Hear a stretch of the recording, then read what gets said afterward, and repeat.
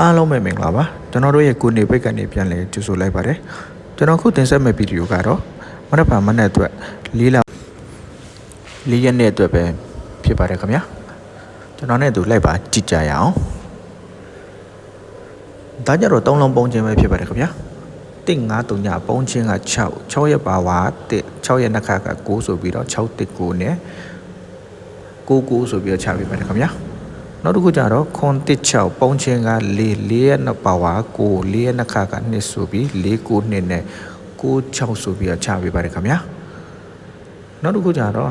219ပုံချင်းက2ရက်ပါဝါ9 2ရက်နှစ်ခါက4ဆိုပြီးတော့204နဲ့96နဲ့ချပေးရပါတယ်ခင်ဗျာမနေ့အတွက်ကြတော့262ပုံချင်းက3ရက်ပါဝါ5ဆို3ရက်နှစ်ခါက9 3ရက်5ခွန်ဆိုပြီးတော့ကျွန်တော်တို့ရခဲ့ပါတယ်ခင်ဗျာဒါဆိုရင်နှုတ်ပိတ်ကဘာဖြစ်မလဲဆိုတော့ကျွန်တော်နဲ့သူလိုက်ပါကြည့်ကြရအောင်နှုတ်ပိတ်ကြတော့ကျွန်တော်က၄လုံးပုံချင်းပဲဖြစ်ပါတယ်ခင်ဗျာခွန်5ပုံချင်းက4ရက်ပုံက9ဆိုပြီးတော့99နဲ့ချပေးပါတယ်ခင်ဗျာနောက်တစ်ခုကြတော့ခွန်112ခွန်112ကပုံချင်းက1ရက်ပုံက6ဆိုပြီးတော့96နဲ့ချပေးပါတယ်ခင်ဗျာနောက်တစ်ခုကျတော့1143ညပုံချင်းက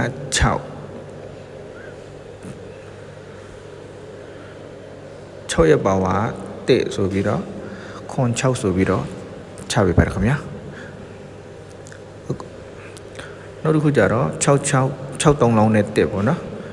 ပုံချင်းက9ရက်ပါဝါ4ဆိုပြီးတော့ကျွန်တော်တို့ရခဲ့ပါတယ်ခင်ဗျာဒါဆိုကျွန်တော်တို့ဒီကဏ္ဍတွေကိုစီကြည့်ရအောင်59ရက်54ရက်39ရက်34ရက်ခွန်9ရက်ခွန်4ရက်ဆိုပြီးတော့6ကွက်နဲ့ရလာပါတယ်ခင်ဗျာဒါကြောင့်ကျွန်တော် bridge ရှာပေးတာပဲဖြစ်ပါတယ်ခင်ဗျာ3လုံးပုံချင်းနှစ်ခါပါဝါနဲ့ယူပေးတာပဲဖြစ်ပါခင်ဗျာ